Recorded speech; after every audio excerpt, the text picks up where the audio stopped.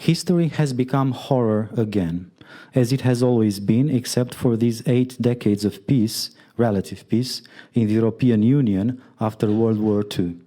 And even this peace was relative, as one should not forget the atrocity of the war in Yugoslavia, or the war in Transnistria, or some local wars in this area which made this peace relative.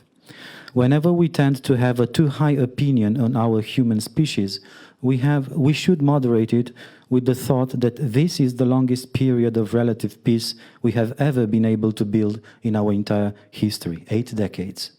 While the oldest rock art depicting a war is dated about 10,000 years BCE.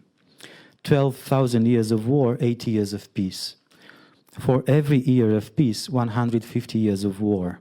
This simple arithmetic should have sufficed in making us believe unconditionally in Judith Shklar's liberalism of fear, which tried to educate us to be afraid of the collapse of liberal institutions and their replacement with institutions of horror. Shklar was right. We should have been more afraid of our destructive nature. Sloterdijk was also right to notice in Rage and Time that, unlike the usual contemporary perception, war has been our natural state as a species, while peace was the exception. As Amos Oz bitterly noticed in December 2016, we have ceased to be terrified by the legacy of Hitler and Stalin. Thence the impulse to retest again their totalitarian anti-democratic ideologies. The barbaric war launched by Russia in Ukraine is exactly this, an attempt to deny everything liberal democracies have managed to build after World War II, and to revert to the anti-democratic order where states are run not by civilians we elect to protect us from war, but by militarists destroying any institution and any human being opposing their ideology of war. In Freudian terms, Russia's barbaric war is a return of our repressed militaristic anti-democratic ego, the ego responsible for our 12,000 years of uninterrupted war. While Vladimir Putin is the perfect image of this militaristic ego, as Hitler and Stalin have also been in their time, Ukraine stands as a metonymy for our other ego who has managed to build, using the fragile institutions of liberal democracy, the most solid and continuous period of peace and prosperity known in our human history. In barbaric times, perhaps the only advantage we have is that narratives simplify. We know exactly where barbarity stands, just as we know exactly where humanity stands. In the latest version of this narrative, to side with Russia means to be on the side of our barbaric militaristic ego, which represents indeed the dominant political past of our species. To be with Ukraine is to hope that our pacifistic, pro-democratic and pro-human ego still represents the future of our species. To stand with Ukraine is literally to believe our human species has a future, not only as a species, but as a humane one. The horror, the horror. Joseph Conrad's words from Heart of Darkness come into my mind every time I read the news, therefore daily. And in those days when I first read about the horrors of Bucha, the shattering story of Miklos Radnoti came into my mind. As he was of Jewish descent, the great Hungarian poet was murdered in November 1944 and thrown into a common grave. In June 1946, his wife, Fanny Gyarmati, found him there, exhumed him, and found in his pocket a notebook with poems. Half of them love letters for her, the other half poems describing everyday life in that inferno. Fanny's love has made literature return from the grave. It has made literature literally stronger than death. Radnoti's literature was proof that barbarity will never have the final word.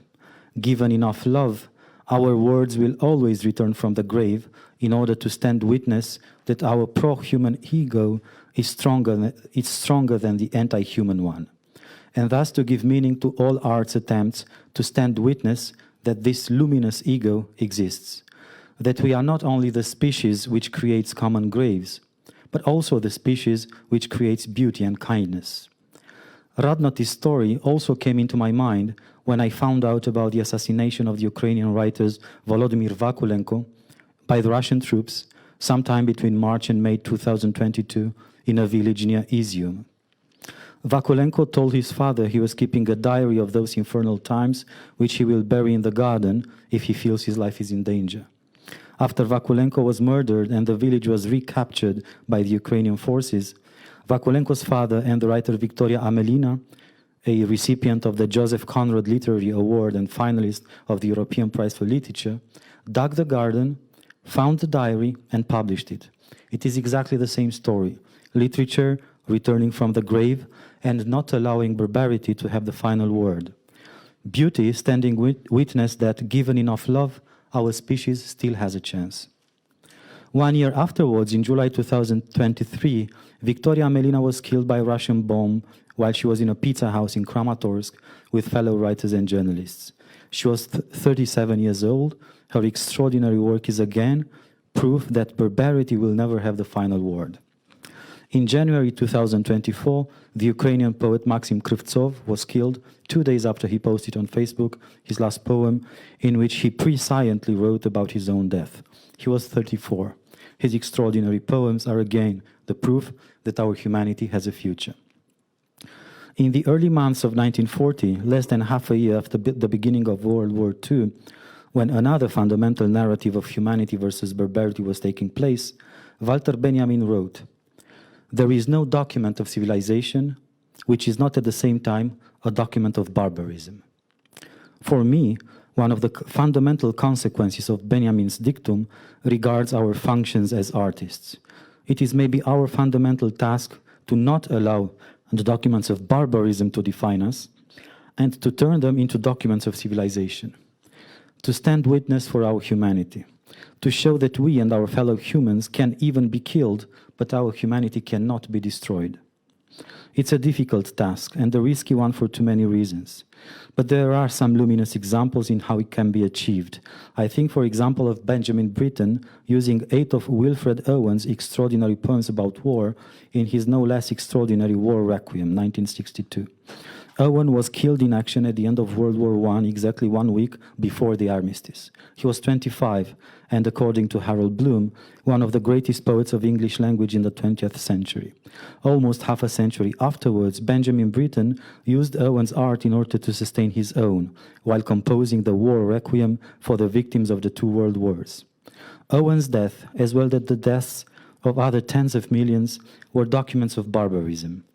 Owen's poems, as well as Britten's music, are documents of civilization, proving that barbarity will never have the final word. That it is Owen and Britten and not Hitler or Stalin or Putin that define our humanity. Even though the latter can create wars and mass murder, which kills tens of millions of human beings, they cannot destroy humanity as we know it can and must be. Our art is our proof that the victims are the definition of humanity and not their suppressors. Another luminous example is that of Paul Celan. This great poet, whose existence intersects Ukraine, Romania, France, and Germany, used his words in order to transform a document of barbarism, namely the assassination of his parents in the Holocaust, into one of civilization. As he wrote in a letter from November 1947 to the Swiss critic Max Rüchner, he chose to write in German after having written about 18 poems in Romanian because, while being the language of his mother's assassins, it was also the language he spoke with his mother. He used his words in order to recreate a verbal space where his communion with his mother was still possible. It was, in the most literal meaning, poetry written against death, and as witness for those killed by the Nazi ideology of extermination. In his Bremen Prize acceptance speech, Celan explicitly wrote that after passing through, these are Celan's words, passing through the 1,000 darknesses of the murderous speeches, language survived when human beings were murdered, and it was enriched, angereichert, he says in German, by their humanity. Poetry is the witness of these assassinated human beings, Celan says. It is the proof that they were killed, but they can never be destroyed. One critic once noticed that all Celan's poems are an immediate intertext with the Holocaust. I agree with the coda that, as such, they refuse to give the Holocaust the final word. His poems are what the victims declare after the 1,000 darknesses of the murderous speeches have long ended their effects. I can also mention here Caroline Forché's extraordinary anthology from 1993, Against Forgetting. Forché has gathered here, with the wonderful insight and exigence of the great poet she herself is, about 150 poets from the 20th century writing in times of war, genocide, totalitarianism, extermination camps, etc. Some of them have survived, some others not. Their poems are always documents for the survival of humanity, even in the most inhuman conditions. This is the world we have to build with our words, a world in which they are used not to design ideologies of extermination, a world in which, quite on the contrary, words are witness against barbarity, witness that people can be murdered but not destroyed. We have to build a world where words do not fail the human, not again. Or else, everything literature ever stood for, everything arts ever stood for, was simply a lie. The only humanity which is not a dead civilization is this one, a humanity whose words do not fail the human. In the same essay on history, written less than a half year after the beginning of World War II, Walter Benjamin notices that the amazement that barbarity is still possible in the 20th century works in favor of fascism. What must be attained, Benjamin writes, is the notion that barbarity is always possible, and therefore we have, and Benjamin writes this with italics, to bring about a real state of emergency. We should always act as if humanity is in a real state of emergency, always. Benjamin's plea for this perpetual state of emergency in favor of the human came into my mind when I read Amos Oz's plea for the order of the teaspoon, which says something like that. Amos Oz's words. I believe that if one person is watching a huge calamity, let's say a conflagration, a fire, there are always three principal options. 1. Run away as far away and fast as you can, and let those who cannot run burn. 2. Write an angry letter, a very angry letter, to the editor of your paper, demanding that the responsible people be removed from office with disgrace, or, for that matter, launch a demonstration. 3. Bring a bucket of water and throw it on the fire. And if you don't have a bucket, bring a glass. And if you don't have a glass, use a teaspoon.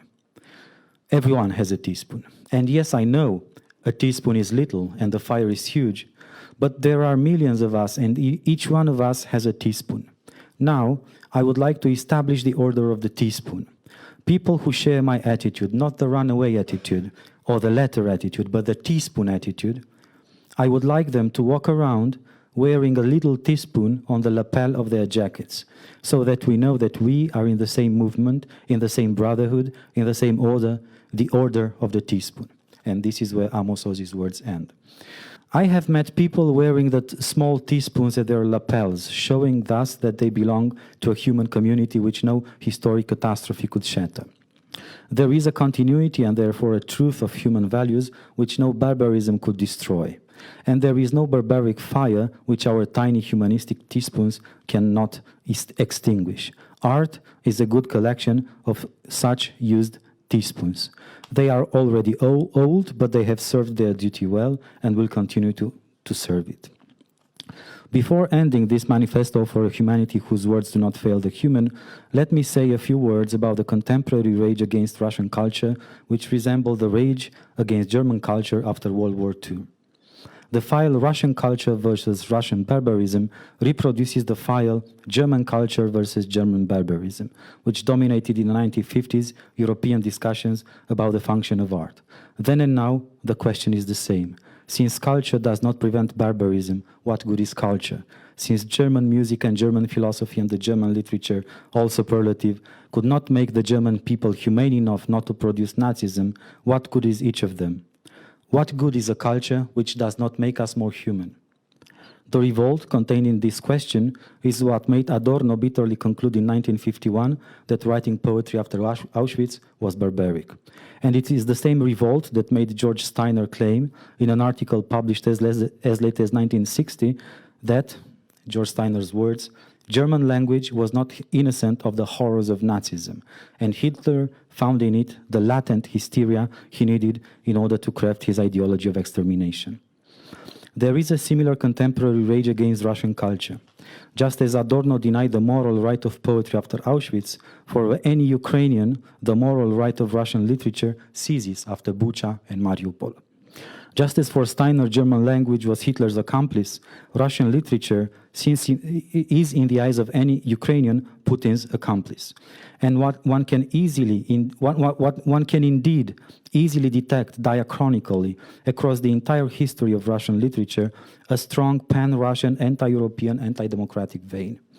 Coming from Dostoevsky, passing through innumerable writers of all sizes, and reaching contemporaries like Zahar Prilepin, this anti-European and anti-democratic vein can justifiably be seen due to its continuity, persistence, massiveness, and intensity as the very backbone of all Russian literature.